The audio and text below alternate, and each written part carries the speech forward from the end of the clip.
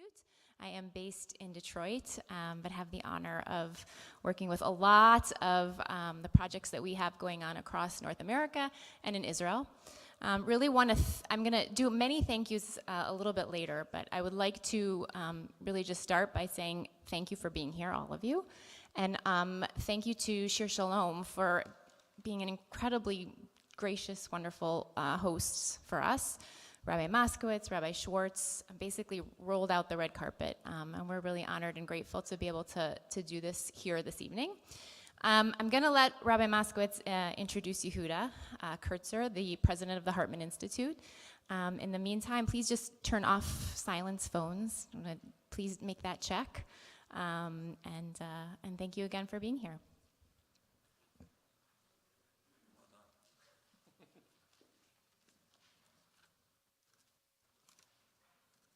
It's beautiful to see so many come out on a weeknight like this to learn together. And thank you, Rebecca, for coordinating the evening's program, and of course for the Shalom Hartman Institute for helping make this all possible. It truly is a privilege to partner with Hartman in bringing more and more learning into our Detroit community. We should be blessed to know that. And it's my honor to introduce and welcome Yehuda Kurtzer to this community as well.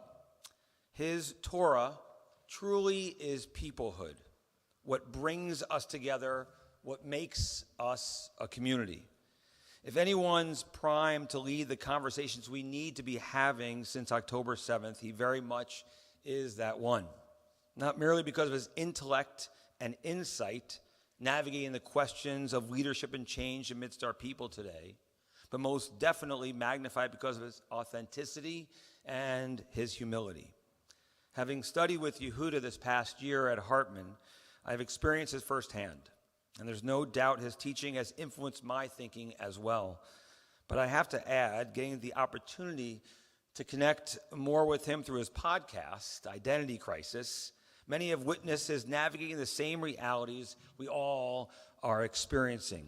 From standing up for our community at the March for Israel in November of 2023, to his emotionally getting his son ready to leave for his year of study in Israel, to even bringing his wife Stephanie onto the podcast 2 weeks ago, the very week of their daughter's bat mitzvah, and discussing together how one raises a Jewish adult.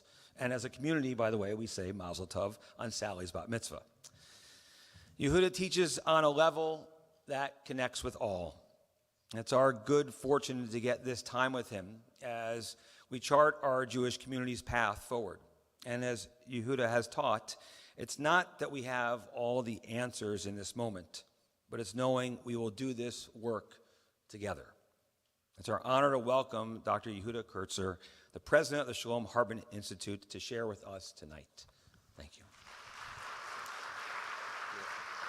I'm confident you'll do well.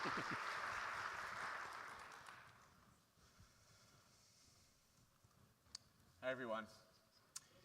Thank you, Rabbi Moskowitz, for that really kind introduction. Can you hear me okay? No? How about now?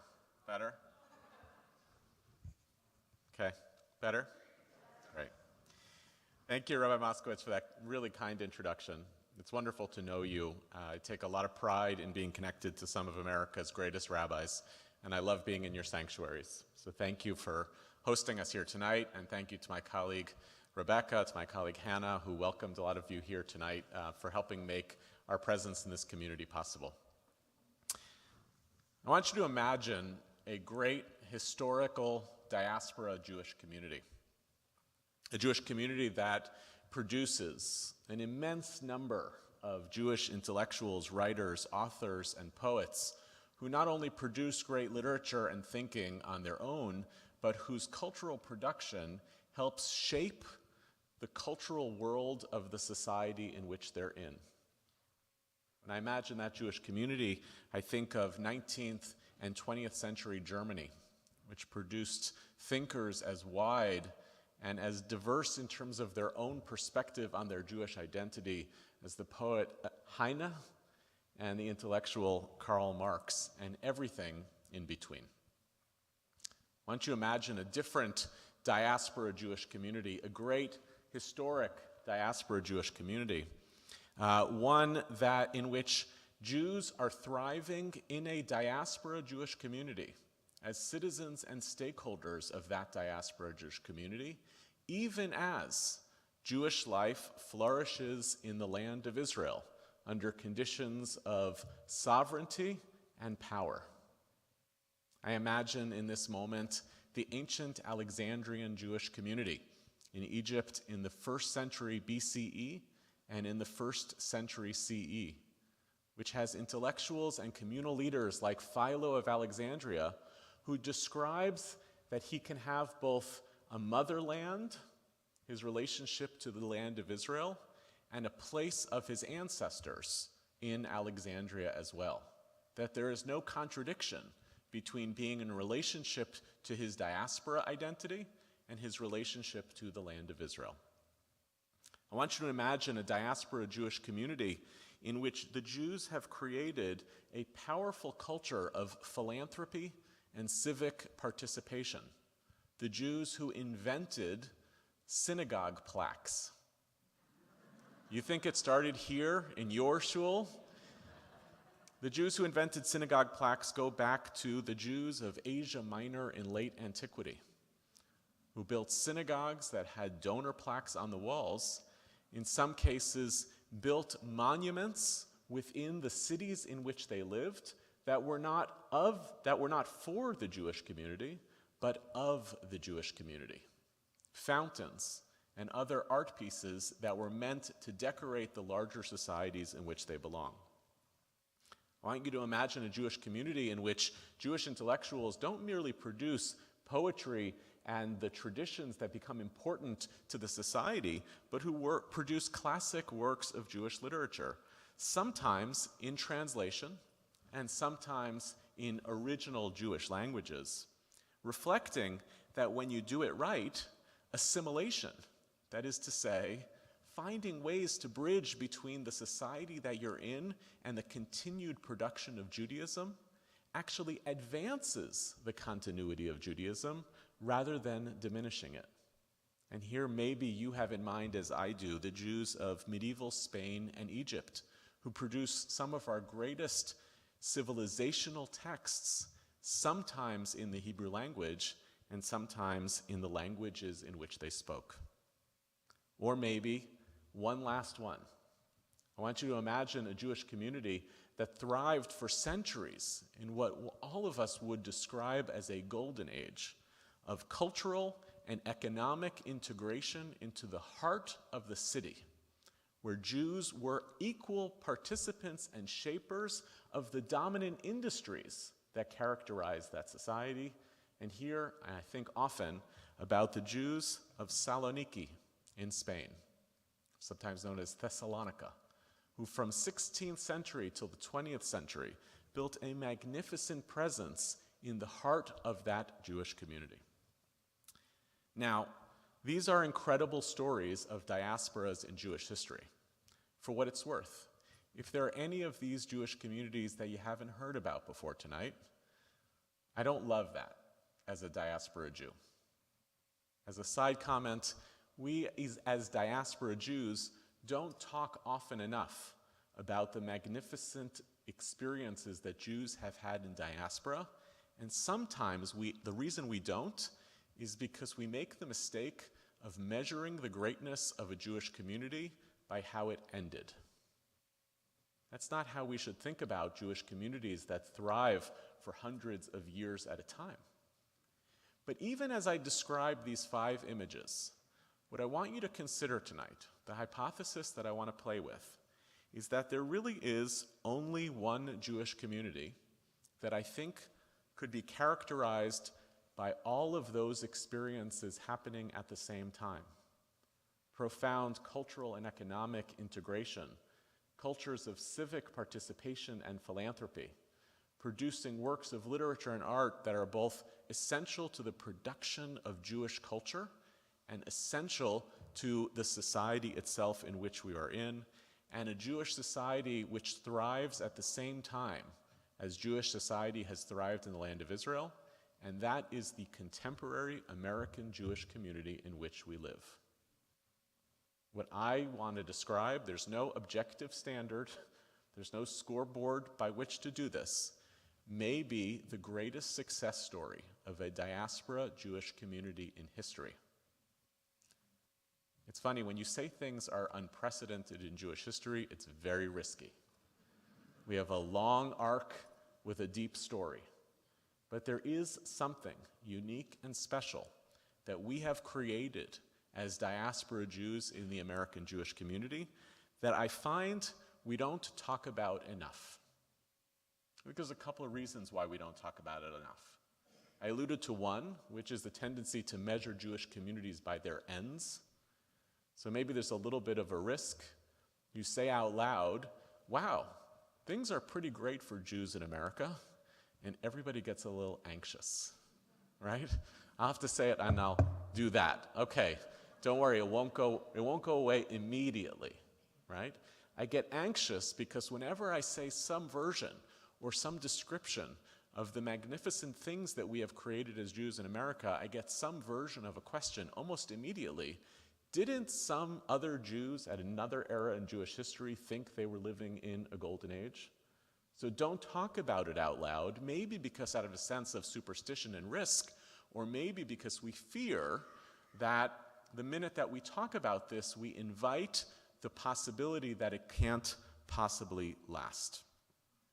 A lot of Jewish leaders don't talk about the magnificence of American Jewry because from whatever vantage point we sit, as rabbis, as Hillel directors, as federation directors, as a JCC, as lay leaders, we're really anxious about what's not working.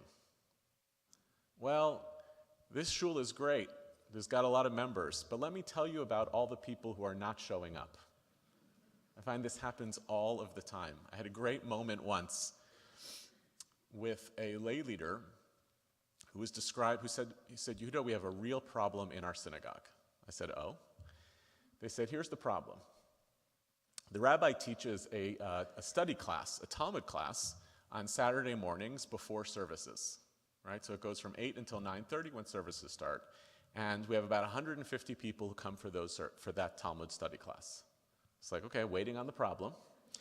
And then the person said, and then we have 350 people who usually come every Shabbat morning for services. I said, okay, still waiting. And she said, the problem is those 150 don't stay for services. So I want to use that as an example of what appear to be problems are oftentimes actually abundance that we don't know what to make sense of. That is a magnificent story of the capacity to engage very deeply 500 Jews in one synagogue. But one of our instincts as Jewish leaders is to focus less on what's working and to focus far more on what is not. I'll get to this a little bit later on, but this has been a big feature of the Jewish communal conversation about what is taking place on campus over the past 18 months, where there is wildly more reportage of the controversies taking place on campus than there is about record rates of participation by Jewish students in Shabbat meals. So we make choices all the time as the Jewish community to talk less about our achievements and our accomplishments as a Jewish community and what that reflects. We have a built-in concern. Maybe the appreciative way to say it is we wish things could be better. The more critical way to say it is we focus on the things that we fear are the weaknesses more than the stories that could be appreciated. We see fractures and risk, and we fear what is being lost. But it's not just that Jewish communal leaders don't often tell the story of the magnificence of the thriving of American Jewry in this period in which we're living. Maybe part of the problem is also it's hard to get on the balcony of your own story. Right? I'm born and raised in this country. I'm a fourth-generation American on all sides. It's the water in which I swim as a Jew. So it's not like I could sit here and say, here are all of the reasons why the experience of American Jews is dramatically different and better than that of 11th century Jews in some other part of the world. This is the only story that I know. So I'm going to be drawn towards its challenges and its limitations. And I'm asking us to figure out whether we're capable of zooming back a little bit and saying, actually, something remarkable is taking place here. But Jewish intellectuals tend to critique the American Jewish community for a very different reason, on the argument that while there are conditions in which American Jews are thriving, I would say it is almost empirically the case that American Jews have more affluence, influence, power, and privilege than any other Jewish community in history. While it is empirically the case to demonstrate those kind of concerns, some Jewish intellectuals would argue, but what have we contributed to Judaism? Having affluence and influence, power and privilege, the capacity to assimilate, which is something that we American Jews have been incredibly good at. We were so good at assimilation that at the beginning of the 20th century, and for much of it, the project was assimilation because no other Jewish community in history was capable of doing that. How great would it be to successfully assimilate? If you successfully assimilate, you've made it work. You've broken down the boundaries of difference between Jews and non-Jews. You've eradicated that structural anti-Semitism that eroded Jewish communities throughout history. We got so good at assimilation as American Jews that by the end of the 20th century, assimilation changed from being a good word to a bad word. Starting in the 1990 Jewish population survey, American Jews started to say, uh-oh, we assimilated so effectively that we now fear our own disappearance. Measured by most objective empirical standards about American Jewish thriving, that story of assimilation, very much part of the same narrative of affluence, influence, and power and privilege, is still a success story. But many Jewish intellectuals would say, great, you've succeeded on that front, but what have you ultimately contributed to Judaism? Have there been powerful ideas that the American Jewish community has created? And I would argue there have been immensely powerful ideas that once again we have to find ways to take pride in. I'll give you a few. That thing I described about Philo of Alexandria, where you could be both a Jew at home in diaspora and at home in the land of Israel, we American Jews took that and made something unimaginable at a previous era when we decided in 1948, the overwhelming majority of us, that we weren't going to move to Israel, but it was going to be part of our project as well.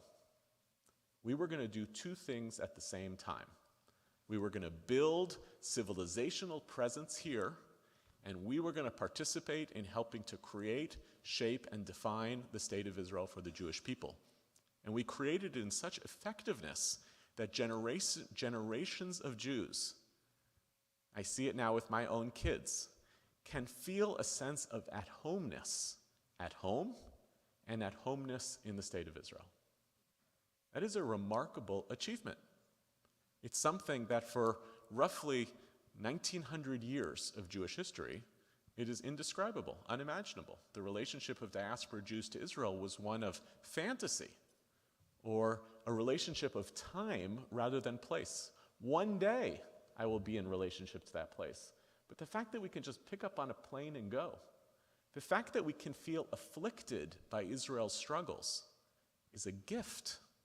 And we made an ideology around it. We called it Jewish peoplehood, where we could describe a sense of kinship and relationship to other Jews that transcended geography and transcended difference. That's one immense contribution that American Jews have made to the history of Judaism and Jewish ideas. A second enormous contribution, we came to a really big country. America is a really big country, and we created a Judaism in America that was about being big. Synagogues. People like to make fun of how Jews build big synagogues. I think it is the most American thing imaginable. We have malls that are the size of Israeli kibbutzim. And we built synagogues and said, we are here and present. But it wasn't just the architecture. We developed ideas of American Judaism that tried to dream bigger than most Jews in history imagined possible. That's the popularity of the American Jewish idea of tikkun olam. It's not enough to say build a great Jewish community. What do American Jews want to do? Fix the whole world. What could be more American exceptionalist and audacious an idea of tikkun olam. We were able to elevate an old, arcane Jewish story and turn it into a powerful American Jewish idea. We actualized in America our liberal values and turned it into Judaism and made Judaism an expression of liberal values. This is kind of an amazing thing. We've been talking for millennia as the Jews about the importance of human beings being created in the image of God. This may be the earliest and most important Jewish idea, but in American Jewish life, we turned it into a doctrine that shapes our synagogues and the vast majority of Judaism for liberal Jews, where human dignity, autonomy, and freedom are characteristic of the Judaism of most American Jews, perhaps best expressed in the production of egalitarianism as an essential contribution of Judaism in America to the history of Judaism, and the extension of that egalitarianism not merely across gender lines, but across other forms of difference.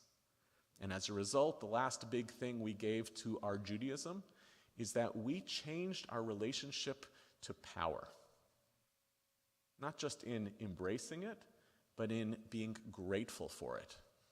Think about how American Jews have thought about our relationship to America not as one of vulnerability and otherness, but the ways in which we participated in shaping America itself. American Jews wrote the doctrines of pluralism that became important to the American idea of itself. American Jews wrote the poem at the base of the Statue of Liberty, telling America a story rooted in a version of the biblical story of welcoming the widow and the orphan and the stranger and turning it into the American story. American Jews were Supreme Court justices who authored America's key legal traditions about the freedoms that we not only benefited from, but that we wanted to see actualized for other Americans. If the question is not just, did we thrive in America? If the question was, did we create a Judaism here in America?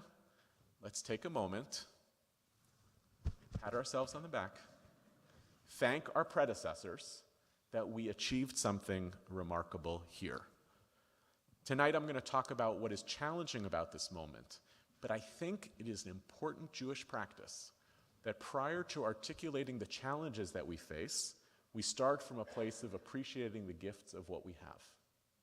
We will be more effective as an American Jewish community facing some really significant challenges if we start from a place of recognizing the strengths of what we've created and envisioning what we want to maintain. If we already start from the place of feeling as though this is a community that is teetering, as is oftentimes the case, once you think something is already teetering, any interventions you're going to do may actually tip the balance to perpetuate that teetering. This, I think all of us know, is a strange moment for American Jews. The historian Gershom Scholem has this incredible phrase that he gave in an interview, I think in the 70s, where he says, there are moments in history that can be best described as plastic moments, where a lot appears to be changing, and where if leaders make choices in the midst of those plastic moments, they can actually alter the course of history. You might suggest that if it is genuinely a plastic moment that things are moving, the choice not to act in that moment is also a choice. You might also notice that you might decide, I'm going to wait and see how this happens, how this plays out, but there are probably other people who are making decisions in real time that are altering the story. You can wait too long, and someone else has changed and altered the course of Jewish history. The reality is, we have had other plastic moments in Jewish history, moments that were ripe for transformation. Think about the early decades and maybe even century following the destruction of the temple. We take for granted that rabbinic Judaism figured out this thing, that we would no longer be a temple people and we would be something else, but that actually required human beings to sit around and say, what do we want to do differently? And how are we going to lead most effectively?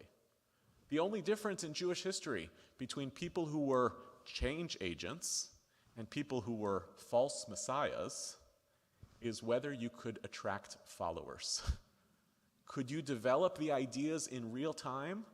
And could you convince others that that course of change was going to be what the Jewish people needed to do at this moment? I find this to be a fascinating plastic moment. Shalom, describing this story in 1975 or so, makes reference to what he felt was a plastic moment based on his reading as an Israeli of the political realities. He said June 1967 was a plastic moment. Had the state of Israel made different choices in that moment, it could have dramatically altered the trajectory of its story in relationship to the Palestinians.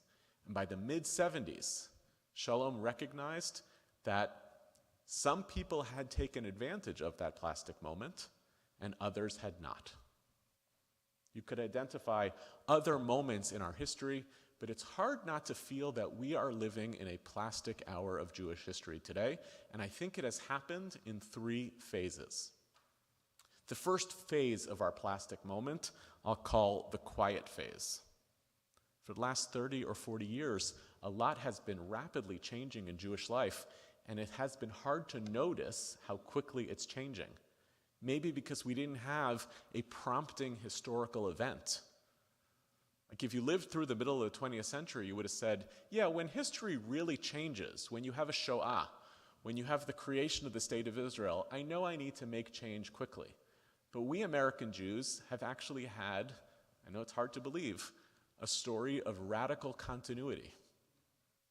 We have not had massive historical ruptures as American Jews. In fact, I know this is strange to say because people get worried about American Jewish continuity, but compared to every other Jewish civilization on planet Earth, American Judaism has been the most continuous.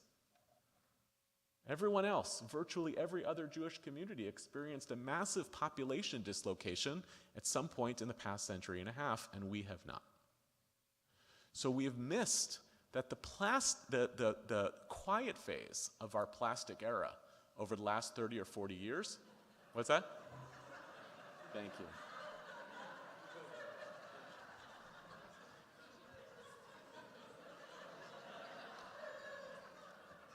I feel like I had to take a sip then to just... is one of these vodka?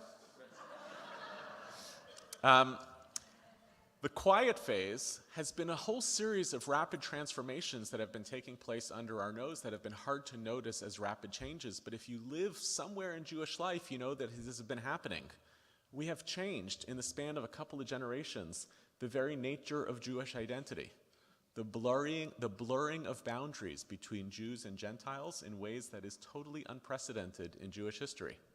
A phenomenon that is called intermarriage, but actually means something very different. Just that the same terms of who is a Jew and who can be part of a Jewish community, we have changed in American Jewry. And the vast majority of Jews no longer think of the divide between Jews and non-Jews with the same categories that our ancestors did. This has been a radical experiment in the changing of Jewish identity. We have gone through major changes in the last few decades around whether we share any ideological commitments in common with other Jews.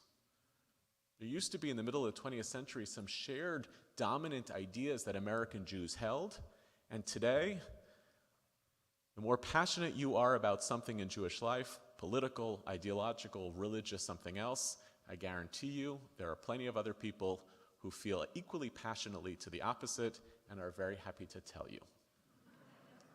And I think all of us know this, the institutional landscape of American Jewry has been undergoing earthquakes for the last few decades, and the easiest way to articulate it is in the 1950s, American Jewry built this magnificent institutional infrastructure to take care of the needs of the Jewish people at the moment.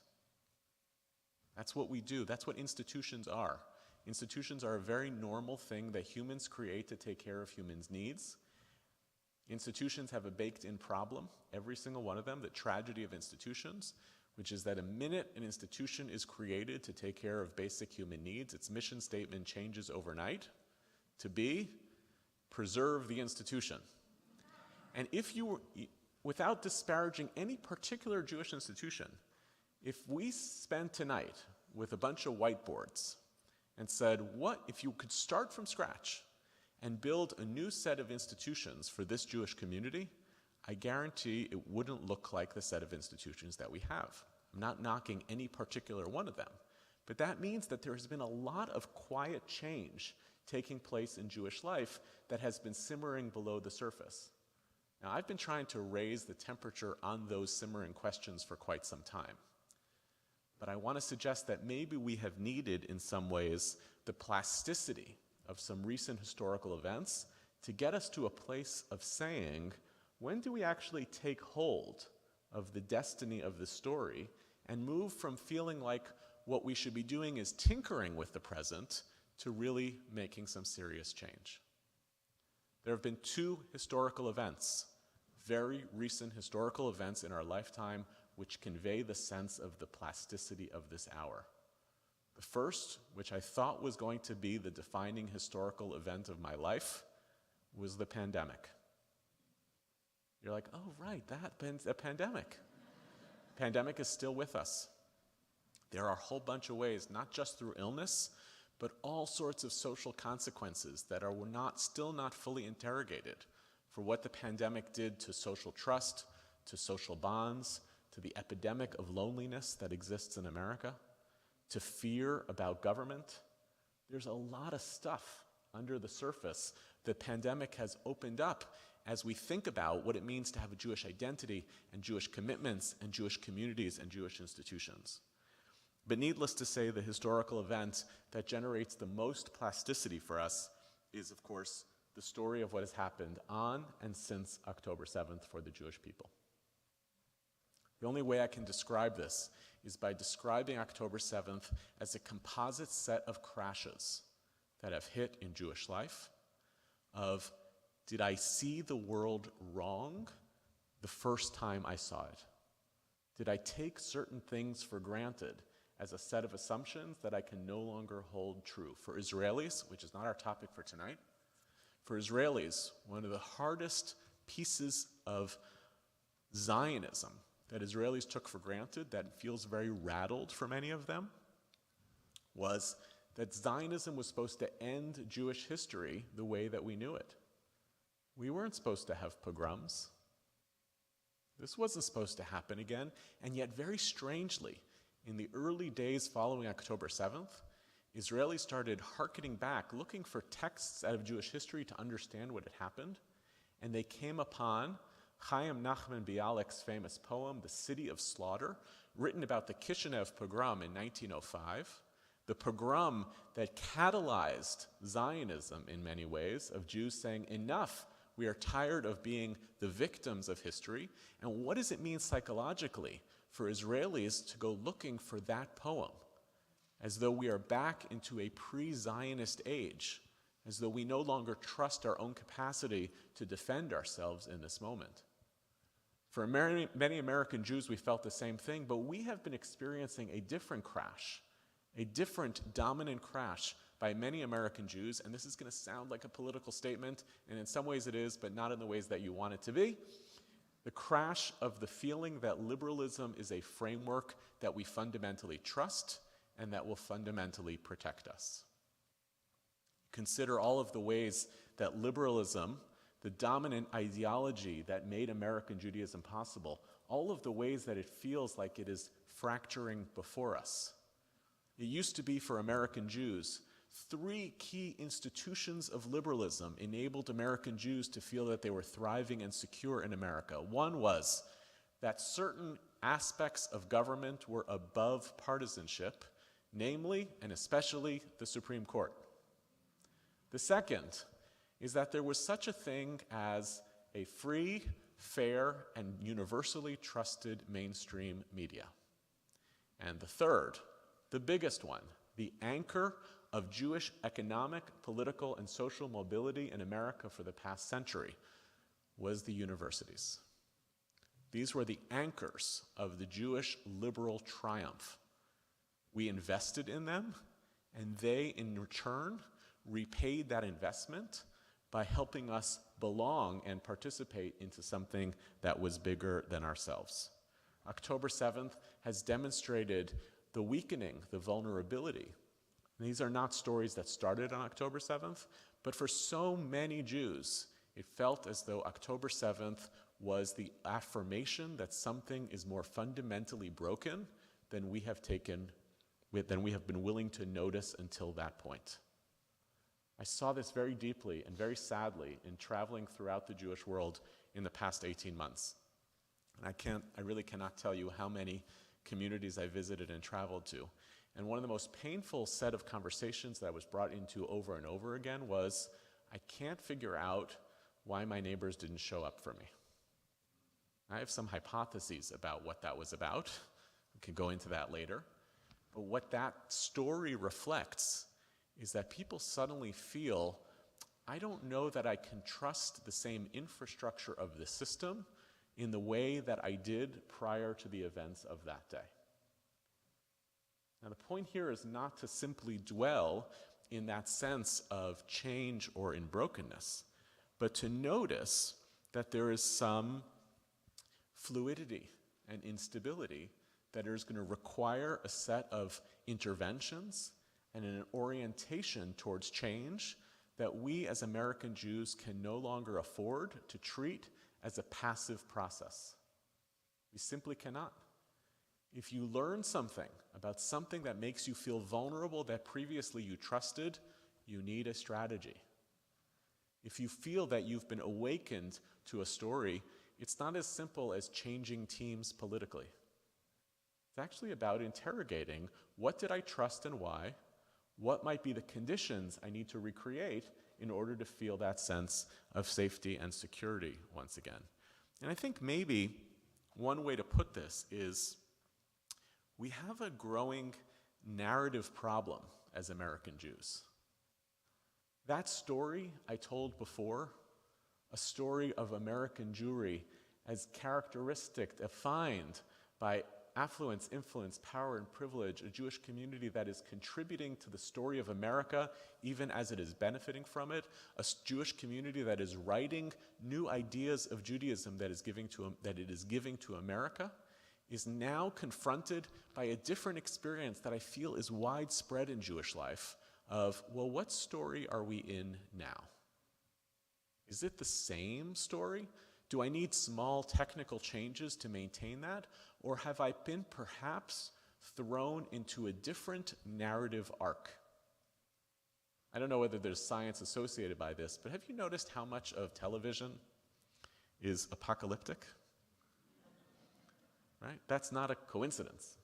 People are drawn to stories of radical transformation, the possibility of a world getting opened that wasn't opened before. And I feel that a little bit in Jewish life. I hear a gravitation towards telling a different story of American Jewry. More and more Jews who are embracing a kind of pessimistic narrative of America. Well, it was good while it lasted. Right? Maybe it's a different story. Maybe I thought I was in a story of a different kind of diaspora, but maybe I just failed to notice that this looked like other diaspora communities at the point of their collapse and their weakness. And the minute you begin to subscribe to the idea that you're living in a different story than you were in, you begin to write the end of your story based on a different pattern that you predict. The choice to be in a different story is determinative. It's not like I'm going to wait for the story to go next. If I've decided the narrative arc I'm in is different, then I know what to anticipate in the continuation of that story. And actually, it makes you realize that when you're in the middle of a story of thriving, you actually don't know what the next chapter looks like. It's only when you're in the midst of a story of decline that you can predict the outcome. This is the basic problem that those of us who are optimists confront when we try to argue with pessimists. Pessimists have a huge advantage.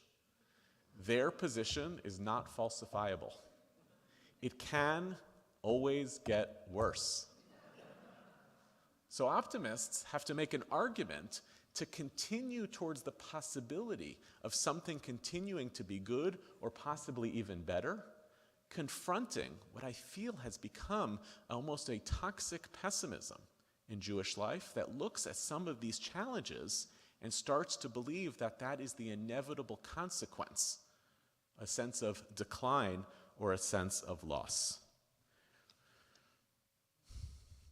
We have a variety of choices in front of us as a Jewish community, and I want to be clear, there are also a variety of actors.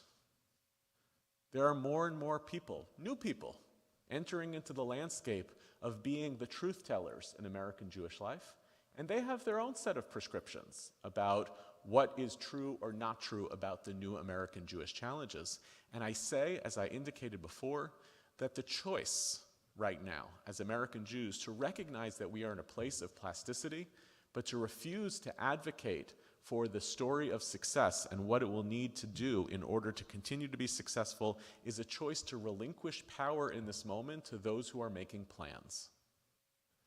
Good news, bad news. If you show up in Jewish life for a lecture on a Tuesday night at a synagogue, you are part of the group of people who are the committed in Jewish life. In Jewish life, you know this, right? First activity of Jewish leadership for Jews in America is showing up, right? Because if you show up, by the way, somebody taps you on the shoulder, and then you're showing up again, and then next time you're setting up chairs, and then you're the shul president. It's like that is what it is. You are part of a relatively small number of people who are actually committed to these institutions and to our community and our success, and therefore you bear some measure of responsibility. There are a lot of ways in which some actors are changing the plot in American Jewish life with choices and with power that you might like or might not like, but are creating facts on the ground.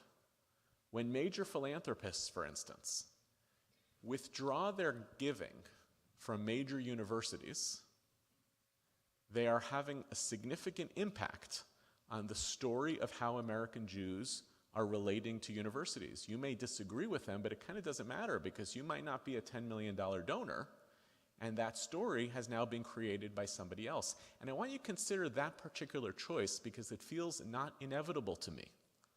In the early 20s and in the 30s and through the 40s, when American Jews were systematically discriminated against in the Ivy Leagues, American Jews did not pull their dollars. They actually did the opposite. They invested their dollars into that system and wound up becoming part of that very infrastructure over the next period of time. So we could debate what's the right choice for Jewish philanthropy right now. But I'm telling you that there are some folks who have using the plastic moment to create one set of changes, and if you care about an alternative set of choices, we're going to have to figure out how to organize and make those set of choices. There's a possibility that some Jews are making, which is a story of retreat, a willingness to say that whole preface that I gave about the American Jewish story is a story of the past.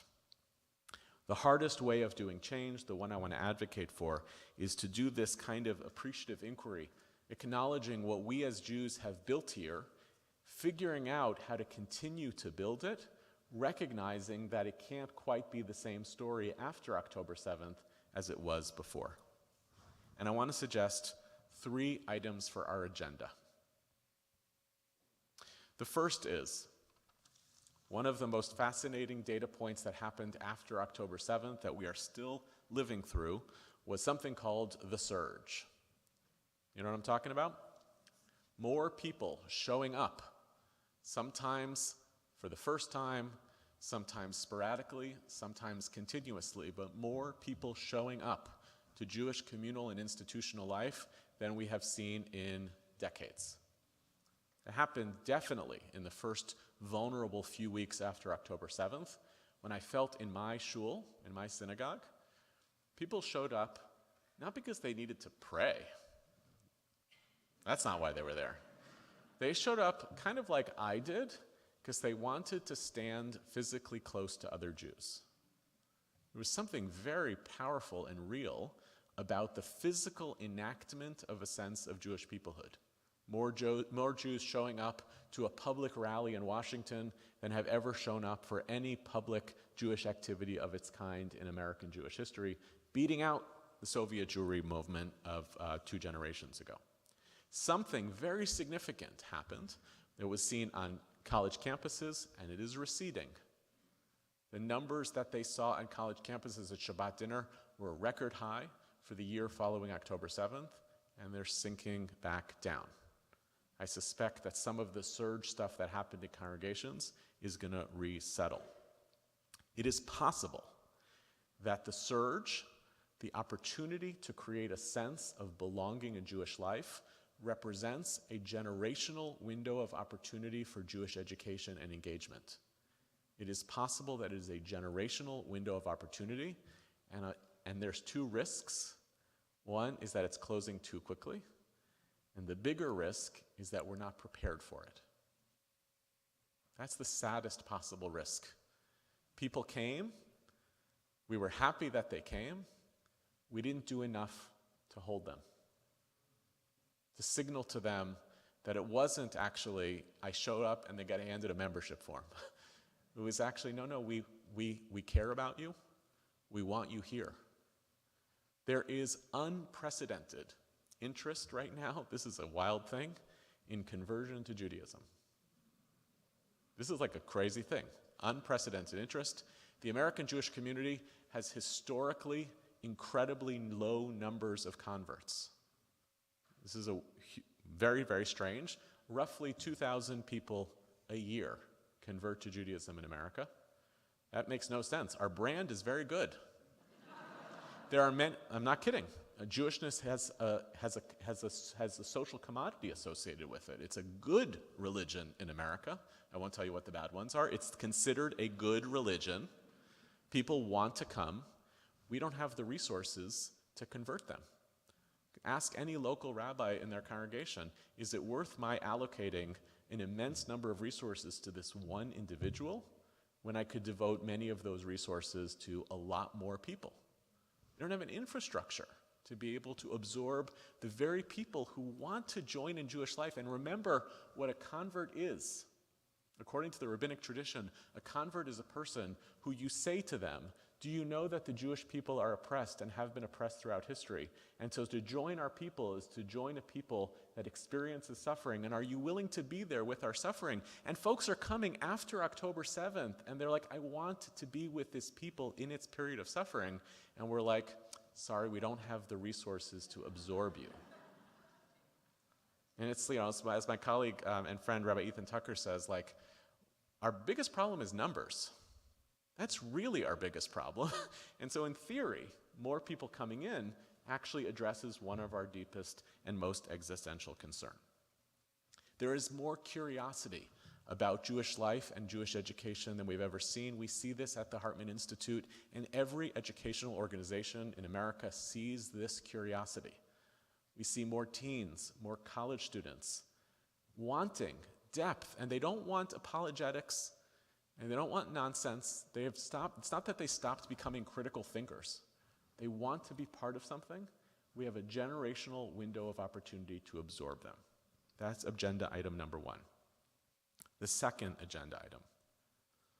We have to be prepared to insist that our story of Jewish peoplehood, that home and homeland story, that we can be connected to Israel across difference, is something that has been one of the most unique things that we as an American Jewish community have built, and we're going to have to fight for it. And by the way, that fight happens in 2 directions. It's a fight against those who insist that American Jews and Israel are irreparably drifting apart from one another, that they represent different value systems, that American Jews are overwhelmingly liberal, Israeli Jews are increasingly illiberal, and therefore we should separate. And it also has to fight against those who would argue that American Jews who bring their full liberal selves to relationship with Israel are supposed to suppress that feature of their commitments in being in relationship with Israel, and to shut up and follow whatever Israel wants. Both of those are something we as American Jews should not tolerate. We have never tolerated it, And it is going to require, as a commitment in this plastic hour, to perpetuate one of the best accomplishments of our Jewish community for the past 77 years, of our capacity to feel at home in both places, invested in both places. If you remember, for the 10 months leading up to October 7th, Israelis, for the first time in a long time, were talking about democracy. They signaled back to American Jews, our democracy will never look like yours. You have to understand that. But we also want rules and procedures and the rule of law and a system of democracy. And I want to tell you on a personal level, it was the first time in my life where Israelis were genuinely curious to hear what American Jews thought. You know that. That's not like an Israeli thing. Israelis welcomed American Jewish leaders to speak, sometimes in English, at Israeli protests in Israel after decades of, you don't vote here, you don't send kids to the army. How can you weigh in? They were like, no. We actually want to be in a conversation because you American Jews have been engaged in a democratic experiment and ours is teetering. That is something we are going to have to grasp and hold on to, because that relationship between American Jews and Israel has been one of the most incredible countercultural accomplishments of the American Jewish community, and we had best not lose it. And the third, and the hardest and maybe the most tense to talk about, American Jews thrived in America because there was an infrastructure of American democracy, not only in laws and rules, but also norms and habits that protected us. That is teetering post-October 7th as well. American Jewish skepticism about the challenges facing liberalism is making Jews active participants in the threats to liberalism. This is an incredibly dangerous thing to do. It comes out of fear. We fear that these systems aren't protecting us fully, and we are participating in their demise. This is really, I gotta tell you, I don't use this phrase often, this is bad for the Jews. What made us strong in this country was that we built a country where anti-Semitism was not thought of as something that was a threat to Jews. It was thought of as a threat to Americans. It was a shared American concern, and the best way we could protect ourselves was by supporting structures that protected everybody. Free and fair elections, the peaceful transition of power, right? A trustworthy approach towards freedom of speech. All of these were essential and vital. If you want to capture those conditions of what made this experience for American Jews most powerful, it wasn't just that we were thriving as Jews in a foreign country, it's that we participated in help making this country thrive for everyone. This is eroding as Jews participate in partisan politics in America, and I fear that that is our unmaking one of the key elements of what made us thrive here. I spoke tonight about what we have built as American Jews. I take immense pride in it. Truly, I feel pride in my own family's story. I'm a kid of a public servant who devoted his life to this country. I also am related to people who are losing their jobs in this moment because they are public servants. This is plastic. It's in real time.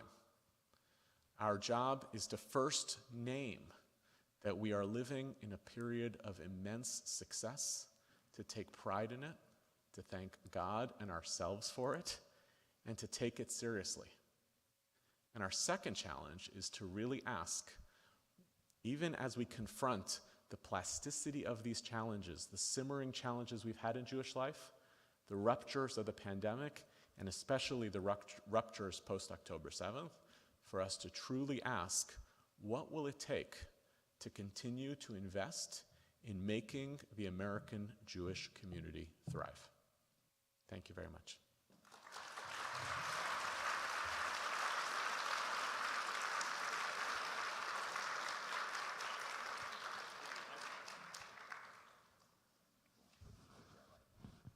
I don't think this one. Get the microphone, Rabbi. Oh, excellent. So we have a few moments. There's a nosh waiting for us as well, if you'd like, in the social, but a few moments. First of all, thank you, Yehuda, for a beautiful articulating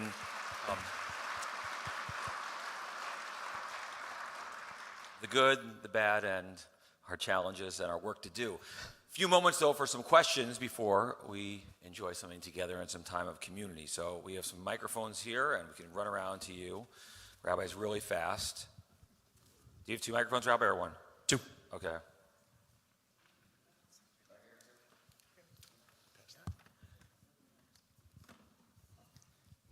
Thank you.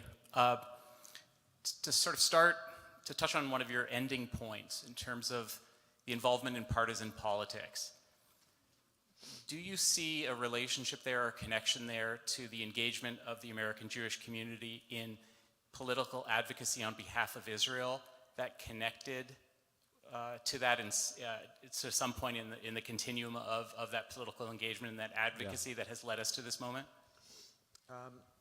Well, I would put it differently. In some ways, what feels like the less problematized heyday for American Jewry represented an era in which partisan politics was far less severe in this country and where Israel was understood to be a consensus bipartisan issue. Now, we could talk about all of the reasons why both of those went away at the same time, and I think a number of bad actors who forced Israel to become a partisan divide issue as opposed to its possibility of enduring as a bipartisan issue. In some ways, where I let us off the hook as a Jewish community is that the partisan thing happened to all Americans.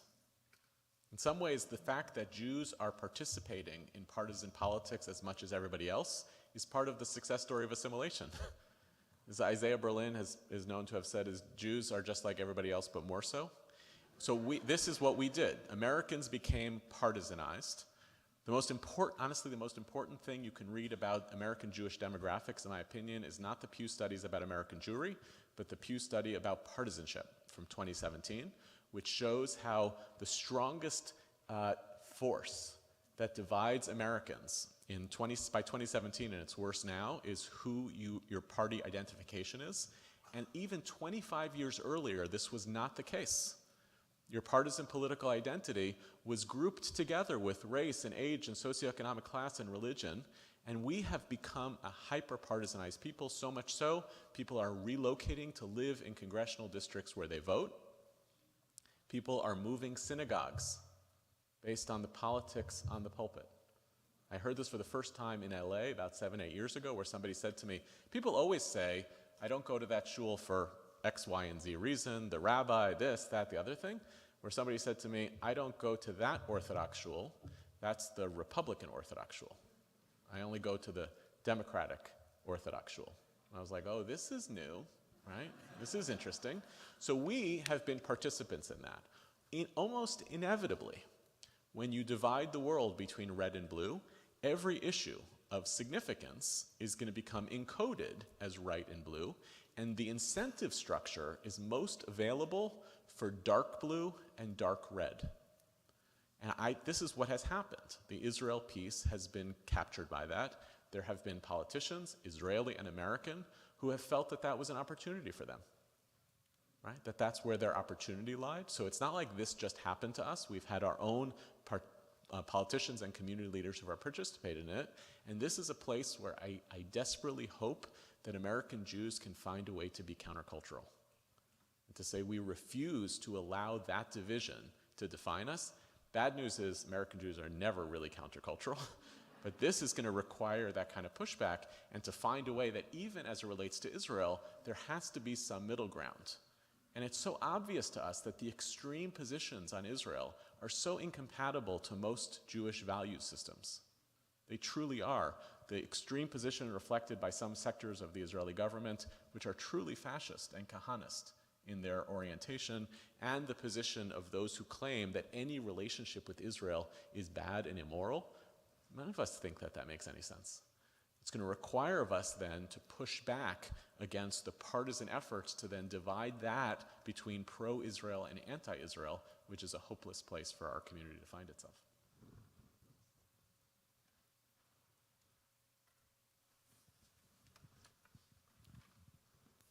Hi. So you spoke to the idea of security before and after October 7th in America. and a return to feeling secure in some way. Can you expand upon that a little bit of, how important it is to return to security and, not just physical security, but your feeling of your place in your community and society?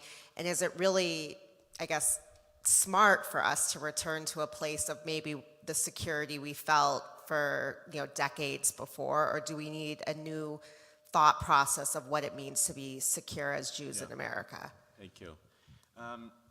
There are two different concerns when we talk about what it means around safety and security for Jews. One is the basic premise of making our communities and our institutions safer. And here, one of the things that's like really a risk in Jewish communal priorities, I was speaking at a federation last year, and they said, I was speaking at their annual dinner, Federation's total budget was probably $4 million. And they said, no, it was a little bit more than that, about $5 million. They said the previous year, prior to October 7th, the security costs paid for by Federation were about $300,000 a year. Following October 7th, it was 2.3. So this is a real cost because it means that they're not allocating to some things and other things. And we had a beautiful experience with one of our rabbis in Toronto, actually, who did an interfaith event post-October 7th between a very prominent synagogue and a very prominent church that were neighbors. And at one point, one of the parishioners asked their pastor on the stage, "What are our security costs at the church?" The person was like, "Zero." And then they asked the rabbi on the stage, "What are your costs?" And she said, $1.1 million. So there's no question that there's a baseline question of safety and security in the short term. What I fear is that safety and security becomes an ideology of American Jews. And this is always a trap. This is always a trap for people who feel scared that survival and safety is actually your reason for living. That is simply not covenantal for the Jewish people. It's not. Our story is about moral and spiritual thriving. That's what we are supposed to be talking about most of the time. We want to create conditions of sufficient safety to return to that conversation. In fact, one of my colleagues that likes to say, to believe that the Jewish people are actually in existential danger is to deny the covenant. Because we believe, ultimately, that God will hold up God's side of the bargain. We will never be fully destroyed. So therefore, should I spend my time worrying always about that, or should I be focusing on something bigger? The real fear I have right now in American Jewish life is that survivalism is returning as the dominant moral agenda for American Jews. That, I feel, gives so much power to those who endanger us because it takes away our agency to even shape what Jewishness is about. Now, I have a strong editorial view also on a difference between making yourself safe by stationing a guard at the door versus making yourself safe by making our society better immune to structures of hate. And I also think we are missing the plot a little bit on what it looks like to invest in that in this moment, and I understand all of the reasons for it. I understand, and I'm not saying we shouldn't have a guard outside. That's not the criticism.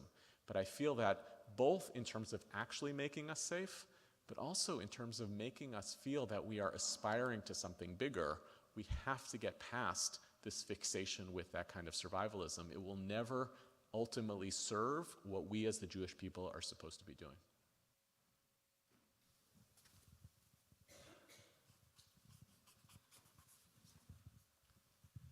Hi. I was wondering, I have not felt anti-Semitism in 50 years, since I was in my teens at a private high school. And now, it didn't take long for it really wasn't that, far from the surface, was it? I mean, are you surprised by how quickly things just sort of changed? And we had sympathy for a couple months, it seems like. There was that feeling of post 9/11 almost because of Israel. Some people said, "Oh, that's horrible." But then it seems like the SCN and all the percentage of anti-Semitic attacks, whether it's in New York, whether it's in LA, whether it's in Canada. I mean, what is your feeling? If it's our golden age here in America, it seems like there's a lot of people that hate us for it. Yeah. I'm not super surprised, and the reason I'm not super surprised is that I don't treat anti-Semitism the way some people do as like this immutable mythical virus or some spiritual force in the world. I don't believe in the demonic, so that's not like my belief system. I understand anti-Semitism to be the reflection of some significant societal ills that make people look for scapegoats and who are attracted to conspiracy theories. And anti-Semitism is basically a conspiracy theory. And it doesn't matter what side of the aisle you're on, it's the attitude that Jews have disproportionate power and privilege, that they are agents that are pulling strings, and the right-wing expression of this is that Jews control the global economy. The left-wing expression of this tends to be today that Israel is like a devilish force that represents the kind of worst articulations of the West, and that it's influencing how the world morally operates. It's not surprising to me that it resurfaces in public when there are deeper fears within the society itself. So some of these erosions, especially around partisanship, think about one statistic that is very haunting is that it very well may be that this generation of young people is the first generation of young people in American history who stands to be less wealthy than the previous generation. The first. So you have immense emergent economic pessimism, climate pessimism. You have the rise of global polarization. There's a lot of fear out there. And when you're in a climate of fear, this stuff burbles to the surface. Now, the key thing to understand in a moment like this is if you tell a story that for 50 years you didn't feel like you experienced anti-Semitism, what I want you to consider is that the people you generally interact with, your neighbors, have not overnight become anti-Semites. That you have more access today to information about anti-Semitic stuff happening everywhere than other Jews had in history. We feel pained by it, right? Oh my God, this Hasidic Jew in Brooklyn was attacked. Oh my God, that's terrible. But it didn't happen to you in your Starbucks this morning. And the reason why that's important, it's not to make you less empathetic to other anti-Semitism, but it's to prevent you from hardening your heart against people who are not anti-Semites. What does it look like to say, I'm really concerned that this is rising, but I have relationships, really strong relationships with my coworkers and my neighbors over time, and now I actually want to lean into those relationships as opposed to leaning out of them.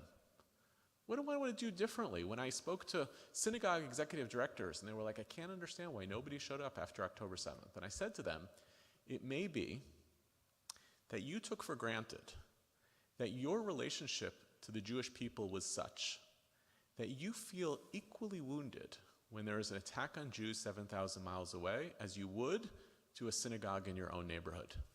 But it's possible that your Presbyterian neighbors don't understand that. That of course they showed up after the Tree of Life. They got it. That was in their category of understanding who American Jews were, but they didn't get you. They didn't become anti-Semites. They didn't understand you. So our job in this moment, this is part of avoiding the ideology of survivalism, is to say we do not have to let the story of the rise of anti-Semitism become inevitable. And the worst way it will become inevitable is if we turn inwards, we turn on our neighbors, we think that we need to obsess about these episodes and incidents, and we have to decide that we are in an inevitable slippage towards some version of Jewish history in which we were not living in 2 years ago. And that's going to actually take quite a bit of work for us to ensure that we stay on the front end of a story of agency in this moment, as opposed to embracing a narrative of victimhood before it's fully kicked in. Thank you. Hi, thank you. I wanted to ask, perhaps at risk of falling into the survivalism mentality, but you talked about how Jews were very involved in America in a lot of the institutions that helped build, helped us build our life here, including the Supreme Court and the media and, academia. And my question is, in this environment of mistrust, when we feel like we've been so actively involved in all of these institutions, you talked about pulling funds from the university. And I guess one of the thoughts that comes to mind is this distrust happened despite being so involved in all of these institutions. How was it that we lost, we took our eye off the ball? How can we get involved in a way that rebuilds that trust when we felt like we were so involved and it kind of turned on us? Can you speak to that a little bit? I'm going to give you a more contentious analogy. I hear from a lot of Jews who say, I feel betrayed in the Black-Jewish alliance because of the history of Jewish involvement in the civil rights movement. And oftentimes, what that actually sounds like is, my ancestors were involved in the civil rights movement 50 years ago, but for the last 50 years, this has not been a priority for me. And now I'm wondering why, 50 years on, it feels as though Black-Jewish relations are eroding. So it is true. There were ages of deeper involvement in the institutions of the liberal infrastructure in America. And for the past 2 generations, we have mostly been riding the coattails of that involvement. And at the same time, we have become basically partisan players in this infrastructure. We've allowed, for instance, Jewish collectivity to wither. We are just part of the same structure of Jewish Republicans and Jewish Democrats. We don't really invest in cross-border relationships that would argue our belonging to the Jewish people and our commitment to something bigger transcends whether we want to win or lose in any particular election. So the work right now is, yes, if you're not actively working towards pursuing that end good, just goal, you are slipping. I think if this is a wake-up call, it's that a lot of that agenda reflects slippage, over 2 generations of slippage. And we benefited from the heyday of work that was done by people before us, and our job is actually to figure out how to do it. And I've spoken to a lot of Black civic leaders and community leaders, and they genuinely and desperately want to rebuild relationships with the Jewish community, but it runs aground the minute that the Jewish people's contribution is nostalgia for Heschel marching with King. That's not where the civil rights movement is today in America. And it's going to require of us to actually structure that involvement very, very differently. It is going to be an activist project which starts, okay, we lost some time, but there's no reason that it can't be rebuilt again today. Thank you, everybody. I think I'm out of time. Thank you. I'll just give me a couple seconds. I want to close with a couple of notes and just to take a moment to say thank you to all of you for being here and for bringing your friends, because that clearly happened, for this really important conversation with Yehuda Kurtzer. I feel very blessed pretty much every day to have the opportunity to work with Yehuda and the Hartman Institute team, because what we're trying to do is bring these kinds of important ideas, thoughtful ideas, to leaders and thinkers like you, because we all want a better Jewish future throughout North America and Israel, and here in our beloved Metro Detroit Jewish community. On that note, I want to just let everyone know there are a couple of teen fellows here. Yehuda mentioned the teen fellowship. You guys want to stand up, because not that I want to embarrass you, but I want people to know that the teens in our midst are among the busiest people that we know. They are interested in these conversations, and we also need to be able to hear their voices. So really wanted to just point out the fact that this crowd is diverse in lots of different ways. So I hope tonight offered you a lot of food for thought and also inspired you to find different and more meaningful ways to interact with Hartman and the Institute via our podcasts. Anybody listen to the podcasts? Identity Crisis, for heaven's sake. Great. So next time I ask that question, everybody's going to raise their hands. We have the Sources Journal. We have many immersive programs, and a lot of those are local. So I want to invite you to reach out to me and to be an active participant in those. A lot of our work is supported by very generous funders, including the William Davidson Foundation, the Ravitz Foundation, the Hermelin Davidson Committee on Congregation Excellence, and so many other local donors. And we really can't do this work without them and without all of you. I really especially want to thank Rabbi Mike Moskowitz and Rabbi Daniel Schwartz, who I think sat down over there, for hosting us. The Temple Shir Shalom team is incredible, absolutely amazing. I'm very, very grateful for the support and partnership with Hartman always, and with Jewish Learning especially. I know it means a lot to both of you. I also want to thank Hannah Berger, my colleague, who helped arrange a lot of this, and she was at the door likely when you came in. She's waving from back there. She's our Midwest Program Coordinator. She's based here in Detroit. And we would like to invite you to join us in Fulton, the social hall, for a short dessert reception. You can use either door, this one or that one. And just, again, thank you for being here. Thank you for being part of this. Safely get home and be well.